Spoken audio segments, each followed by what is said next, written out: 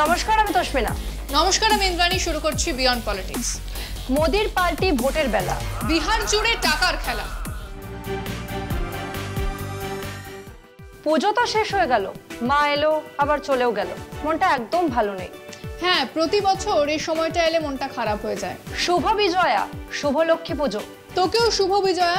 সবার বাকি বছর ভালো কাটুক। বাকি বছর মানে 2026 অব্দি? না রে, বাঙালির বছর 3 ভাগে হয়, পুজোর আগে, পুজো আর পুজোর পরে। এটা কিন্তু ভালো বলেছো। তা তোমার পুজো কেমন কাটলো? ভালোই কেটেছে। তোর কেমন কাটলো? আমারও মোটামুটি, তবে এবার ভালো কাটবে আমার। কেন রে, ঘুরতে যাবি নাকি? হ্যাঁ, ঠিক ধরেছো, কি মজা। যাকে যাক, আজকে কি খবর দেবে সেটা বলো। খবর তো অনেক আছে, তবে আজ খবর দেব বিহার নিয়ে। বিহার নিয়ে? বিহারে তো ভোট, আমি তো জানি। আবার কি খবর দেবে? নীতিশ কুমার হরিশ্চন্দ্র সাজছেন, দান ধ্যানে মেতে উঠেছেন। বাহ, দান ধ্যান করা তো পুণ্যের কাজ। পুণ্যের জন্য নয়, ভোটের জন্য দান ধ্যান। ফ্রি ফ্রি ফ্রি, সব ফ্রি। মানে আমাকে একটু ডিটেলসে দাও তো খবরটা। তুই এই খবরটা দেখ, তাহলে বুঝতে পারবি বিহারে কি চলছে।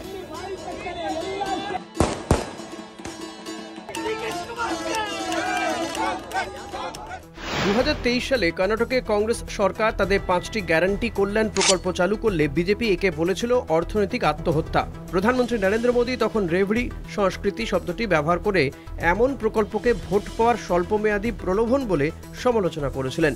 বিজেপি নেতারা সতর্ক করেছিলেন যে এ ধরনের স্কিম রাজ্যের অর্থনীতি ধ্বংস করবে ও করদাতাদের ওপর বাড়তি চাপ ফেলবে। কিন্তু 2024-25 সালে ছবিটা একেবারে পাল্টে গেছে। এখন বিজেপি নিজেই এমন নগদ টাকা দেওয়ার স্কিম চালু করছে, বিশেষত মহিলাদের লক্ষ্য করে, যা তারা একসময় অর্থনৈতিক দায়িত্বহীনতা বলেছিল। বিহার নির্বাচনের আগে এই পরিবর্তন আরও স্পষ্ট। কর্ণাটকের মতো সমৃদ্ধ রাজ্যে 50,000 কোটি টাকার স্কিমকে অসহনীয় বোঝা বলা হয়েছিল, কিন্তু ঋণ ভারাক্রান্ত বিহারে বিজেপি ও নীতিশ কুমার সরকার মিলিয়ে মাত্র 10 দিনে প্রায় 10,000 কোটি টাকা মহিলাদের অ্যাকাউন্টে পাঠিয়েছে। 26শে সেপ্টেম্বর মোদী দিল্লি থেকে ঘোষণা করেন 75 লাখ বিহারি মহিলার অ্যাকাউন্টে 10,000 টাকা করে জমা হচ্ছে। তার এক সপ্তাহ পর 3রা অক্টোবর মুখ্যমন্ত্রী নীতিশ কুমার ঘোষণা করেন আরও 25 লাখ মহিলাকে মুখ্যমন্ত্রী মহিলা রোজগার যোজনার আওতায় একই পরিমাণ অর্থ দেওয়া হয়েছে। এই দুই ঘোষণা স্পষ্ট করে যে এই অর্থ বিতরণ মূলত নির্বাচনী কৌশল, নারী ক্ষমতায়ন কেবল এক রাজনৈতিক স্লোগান। বিহারের অর্থনৈতিক বাস্তবতা ভিন্ন। রাজ্যে শিল্প নেই, রাজস্ব সীমিত, আর কর্মসংস্থানের অভাবে লাখ লাখ মানুষ রাজ্যের বাইরে কাজ খুঁজে চলে যায়। তাহলে এই বিপুল অর্থ কোথা থেকে আসছে? আসলে এই টাকা আসে কেন্দ্রীয় কর ও জিএসটি থেকে, অর্থাৎ দেশের সাধারণ মানুষের পকেট থেকেই। আন্তর্জাতিক বাজারে তেলের দাম কমলেও ভারতে পেট্রোল ও ডিজেলের ওপর উচ্চ এক্সাইজ ডিউটি বজায় রেখেছে কেন্দ্র, আর সেই অর্থ এখন নির্বাচনী হস্তান্তরে ব্যবহার হচ্ছে। এই নগদ প্রকল্প ওয়েলফেয়ার নয়, এটি ভোট রাজনীতির হাতিয়ার। বিজেপি যখন ক্ষমতায় নেই তখন এমন স্কিমকে রেভড়ি সংস্কৃতি বলে আক্রমণ করে, কিন্তু ক্ষমতায় থাকলে একই পন্থাকেই দূরদর্শী নারী কল্যাণমূলক নীতি বলে প্রচার করে। ফলে স্পষ্ট, এই নীতির মূল উদ্দেশ্য সামাজিক কল্যাণ নয়, ভোট ব্যাংক নিশ্চিত করা। এত ফ্রি, এত কিছু, এই ফ্রি দেওয়ার পলিসি তো বিজেপি এতদিন মানতো না। এটাই তো বিজেপির দ্বিচারিতা। তবে আরো একটা বড় ইস্যু আছে। বড় ইস্যু কি বলো তো? নীতিশ কুমার ফ্রি দিচ্ছেন, গরিবই থাকবে না বলছেন, কিন্তু হচ্ছে ঠিক উল্টোটা। উল্টোটা কি হচ্ছে বলো তো? মহিলা রোজগার যোজনার নামে ভোটের আগে কোটি কোটি টাকা দিচ্ছেন। হ্যাঁ, দিচ্ছেন, কিন্তু তাতে কি? অথচ মনরেগার কাজে 100 দিনের কাজে টাকা নেই। সেটা তো ভারী অন্যায়। 100 দিনের কাজের উপর লাখ লাখ সংসার নির্ভর করে। এখানেই শেষ নয়, মহিলাদের ভোটের আগে মাইক্রো ফাইন্যান্সের ফাঁদে ফেলে দেওয়া হচ্ছে। মাইক্রো ফাইন্যান্স আমাকে একটু বুঝিয়ে বলো তো। মানে সহজ কথায় ঋণ আর সুদের চক্করে পড়ে যাচ্ছেন মহিলারা, লাভ হচ্ছে মুনাফা করতে। আমার কাছে ঠিক পরিষ্কার হলো না বিষয়টা, আর একটু বুঝিয়ে বলো তো। তুই এই খবরটা দেখ, তাহলেই বুঝতে পারবি কিভাবে গরিবী হাঁটানোর বদলে বিহারের মানুষকে আরো গরিব করে দেওয়ার চেষ্টা চলছে।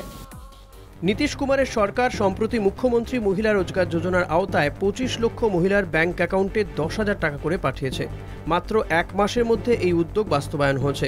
কিন্তু প্রশ্ন উঠছে, যদি সরকার এত উদার ও সক্ষম হয়, তবে কেন মনরেগা শ্রমিকরা দিনে মাত্র 255 টাকা পান, সেটিও বছরে গড়ে 34 দিন কাজের জন্য?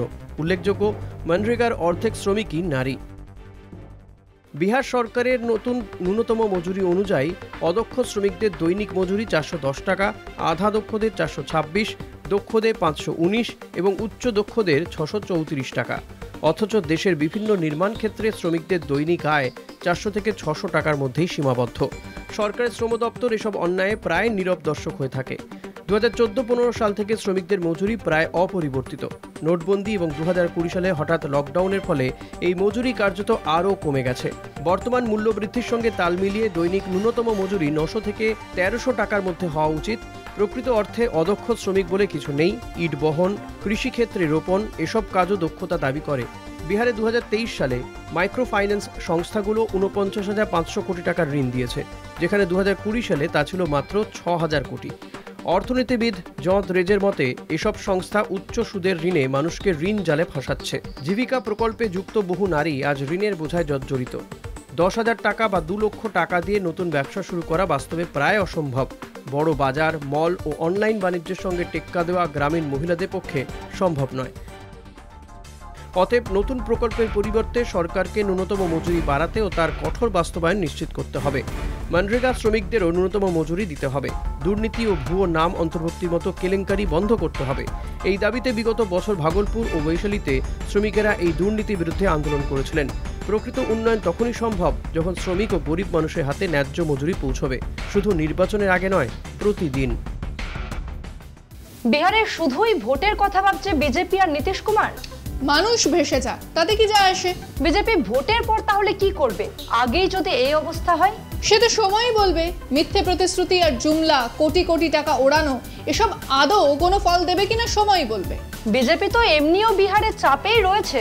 রাহুলের যাত্রা, এসআইআর নিয়ে নীতিশ আর বিজেপি চাপে, আর নীতিশকে নিয়েও বিজেপি চাপে পড়েছে, তাই তো? একদমই। নাকে দড়ি দিয়ে বিজেপিকে ঘোরাতে চাইছে নীতিশ কুমার, আর বিজেপির কাছে নীতিশ তাই বোঝা হয়ে গেছে। ফ্রি দেওয়ার রাজনীতি করে মানুষকে আরো ফাঁদে ফেলছে। ভোটের জন্য মানুষের ভবিষ্যৎকেও জলাঞ্জলি দিয়ে দেবে। ভোট বড় বালাই রে, ভোটের জন্য মোদি শাহ সব করতে পারে। মানুষের কোনো দাম নেই। রোম যখন জ্বলে পুড়ে যাচ্ছিল, বলা হয় সম্রাট নিরো তখন তার প্রাসাদ অ্যান্টিয়ামে বসে বেহালা বাজাচ্ছিলেন, আর নিরো নাকি রোম পুড়িয়ে দিয়েছিলেন সোনার প্রাসাদ বানাবেন বলে। নিজের স্বার্থের জন্য শহর পুড়িয়ে দিলেন। এই ঘটনার সাথে বর্তমানের কোনো মিল খুঁজে পেলে আমি দায়ী নই। বুঝেছি, চলো এখানেই শেষ করি। তাই বিয়ন্ড পলিটিক্স আজকের মতো এই পর্যন্তই। দেখতে থাকুন কলকাতা টিভি, রাত দিন 7 দিন।